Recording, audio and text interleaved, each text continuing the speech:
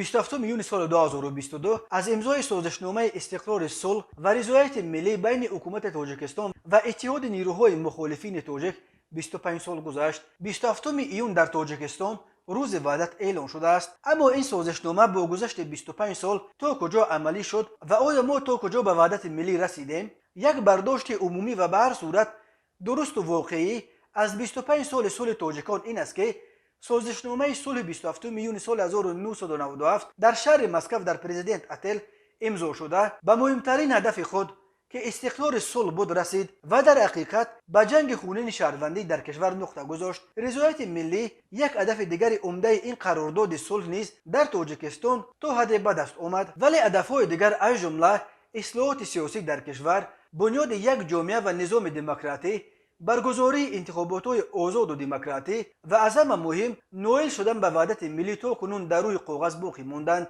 برخی ناظران امور در چنین صورت حال هر دو جانب هم حکومت و هم مخالفین را عیبدار میکنند. گروهی بر اینند که تقصیر مخالفین حتی بیشتر هم بود، زیرا حکومت آن وقتهای هنوز هم کمونیسم مبای تاجیکستان هیچگاه صمیمانه در فکر راه گشودن به ساختن جامعه دموکراتی یا برگزار کردن انتخابات آزاد نبود. به فرق از حکومت، مخالفین محض با چنین شعارها 5 سال جنگیدند و مردم نیز سخت امیدوار بود که آمدن آنها راه را برای اصلاحات سیاسی در کشور باز خواهد کرد. ولی در اصل 2 سال روند اجرای سازشنامه صلح و فعالیت کمیسیون آشتی ملی در این سمت بیشتر با تقسیم، بلکه حتی با فروش منصب و وظیفه‌های طبق کوتای 30% برای مخالفین جدا شده محدود شد و حرف اصلاحات و طلب آزادی‌های دموکراتی خیلی زود در این لابلا خاموش و فراموش شد. اینکه در میمانخانه وخش قرارگاه کمیسیون آشتی ملی منصب‌ها را می‌فروختند از کسی پنهان نبود. بسیاری حتی می‌دانستند که نرخ فلان منصب چند سوم است و فلانش چند. مایه دیگر بی‌آبرویی رهبران وقت مخالفین به منصب‌های بلند برده شناندن خویشاوندان نالایق خود آنها بود. حالتی بود که یک نفر را برده معاون رئیس اداره امور کردند و تنها رابطه او با این ساحه این بود که یک وقت در کلخوز تابلچه بوده است. مسئله دیگری که رهبران مخالفین را از مسیر بیراه کرد، برایشان فراهم آوردن امکان با شرایط پرامتیاز خصوصی کردن کارخانه او بود.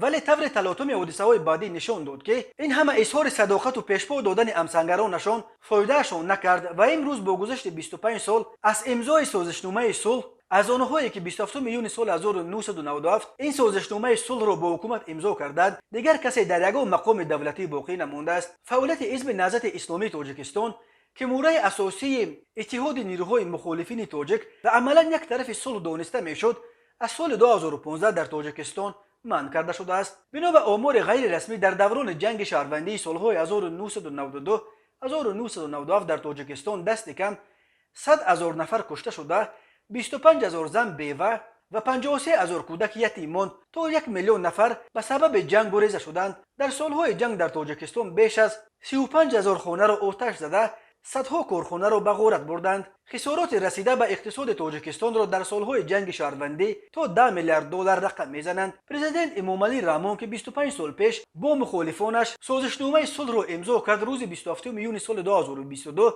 در پیام شادبوشی خود به مناسبت روز وحدت جنگ شهروندی سالهای 1992-1997 را بار دیگر جنگ تعمیلی نامید که به عقیده امامعلی رحمان مردم تاجیکستان بر اثر فتنه و دسیسه خائنان ملت تاجیک و بدخواهان دولت تاجیکان به گرداب آن کشیده شدند. او بدون اشاره به کدام گروه یا نفران مشخص هشدار داد که خائنان و بدخواهان دولت و ملت ما، آنهایی که منفعت‌های ملی و دولتی را قربان نفس کردند و ایمان و وجدان خود را به خواجه‌های خارجیشان فروختند، هنوز هم از نیت و نقشه‌های غرضناک خود دست نکشیدند. مخالفین امروز برعکس امامعلی رحمان و حکومت را به حد شکنی و زیر پا کردن دستاوردهای صلح 25 سال پیش به دست آمده را عیبدار میکنند و چندین بار از کشورها و سازمانهای ضامن آن صلح خواستند که دوشنبه را به اجرای تعهداتش وادار کند. با این حال 27 ایون در تاجیکستان سالگرد اینک 25 امضای سازشنامه صلح را تجلیل میکند. قراردادی که خدا را شکر به جنگ خونین نقطه گذاشت، ولی متاسفانه راه را به سوی اصلاحات